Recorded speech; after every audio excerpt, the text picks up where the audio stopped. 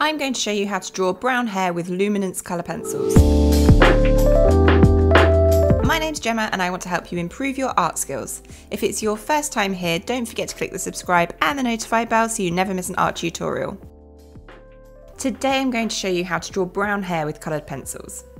Now the first thing I'm going to do is get it all sketched out. I'm using one of the lighter pencils to do this, and I'm sketching not only the overall shape of the hair but also any particular dark patches or clumps that I can see. When you look at a head of hair, you're not seeing individual strands of hair, you're seeing clumps of hair and little grouped sections. So what we need to do to try and draw realistic hair is to draw those sections rather than individual strands. So now that's all marked out, let's start off with the lightest colour. As this is a mid to lighter brown, where the light catches it, it almost looks a little bit blonde in places. So I'm going to use the Naples ochre colour to get a base down. I'm wanting to build up the texture of the hair right from the start, so I'm using flicking motions that go in the direction of the hair. It takes a bit longer to do it this way, but once I build up other layers on top of this base layer, it will start to look really realistic. Even at this early point, I'm pressing harder on the darker areas that I can see and lighter on the light areas so I can start marking out and getting an idea of the light and dark sections. So now I'm happy with that colour, I'm going to start working my way down through the colours, getting gradually darker with each colour. I personally like to work one colour at a time, complete that colour on the whole head of hair and move on to the next, but you could just do a clump of hair at a time. So now I'm using the brown ochre and I'm going to do exactly the same thing, still working in those flicking motions and still varying my pressure for the lighter and darker parts. And you can see that remarkably quickly it starts to resemble a head of hair.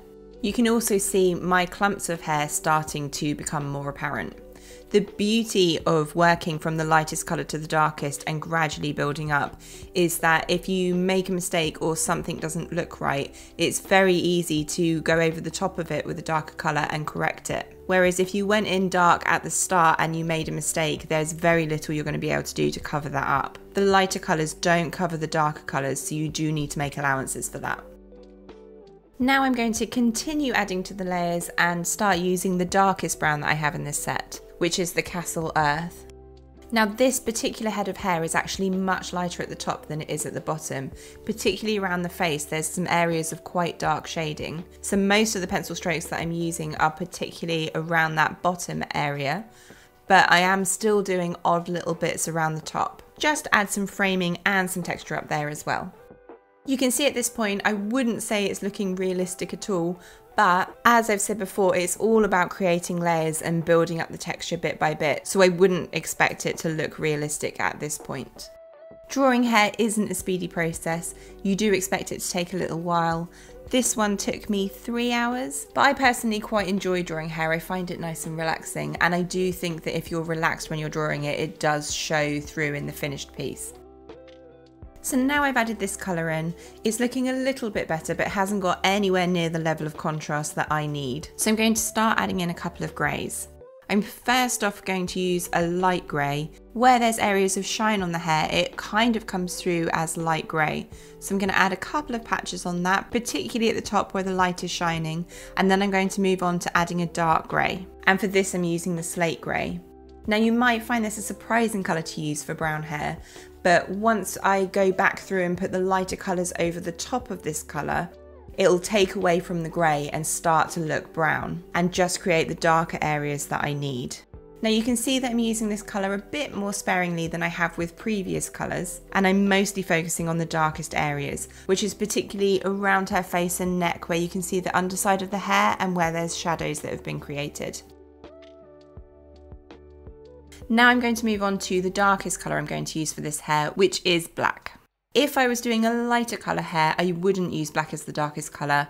If you use black with something like blonde hair, it just really overpowers it. But for this, for the darkest areas of shadow, again around her neck and face, I am going to use the black just to really define that. And as I layer the black on top of the other colours, you can see that what I'm left with is a monochrome head of hair. It's not looking brown at the moment, so what I need to do is add some colour back in.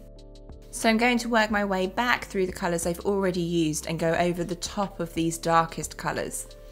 And although it doesn't take away the dark values from it, by putting brown over the top of it, it does make those colours appear dark brown. As I start to add all these colours back together, you can see how they're all layering, and as they layer, they all blend together. But it doesn't blend together in such a way that it loses the texture. Thinking of the texture, I am still using my flicking motions, and I will be for the whole of this drawing.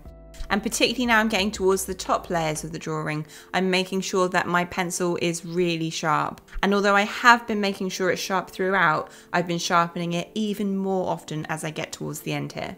It's all building up quite nice and quick now, and this is where it's helpful that I spent so much time earlier building up all of the base layers. I find that generally colour pencil drawings look pretty uninspiring for 90% of the process, and then the last 10% it comes together really quickly. So you have to be patient in that first 90%. As I'm adding in here some of the lighter browns that I used earlier, it looks redder than I want it to look. So I am going to use one more colour that I haven't previously used. I'm going to add in some raw umber here. Based on the swatches that I've drawn of the Luminance pencils, the raw umber seems to have a slightly green undertone, so the green of this pencil will take away from the red that I've got down on the paper. I'm just going to speed through and finish adding to these colours and brightening up the drawing. If you're interested in learning how to draw blonde or black hair, I'll pop links in the description for tutorials for both of these colours. Both of the videos are with polychromos pencils as opposed to Luminance, and you can see how the process changes depending on if you're drawing lighter or darker hair. And as always, if you found this video helpful, give it a like, and don't forget to click the subscribe and the notify bell so you never miss an art tutorial. Happy drawing, guys. I'll see you in the next one.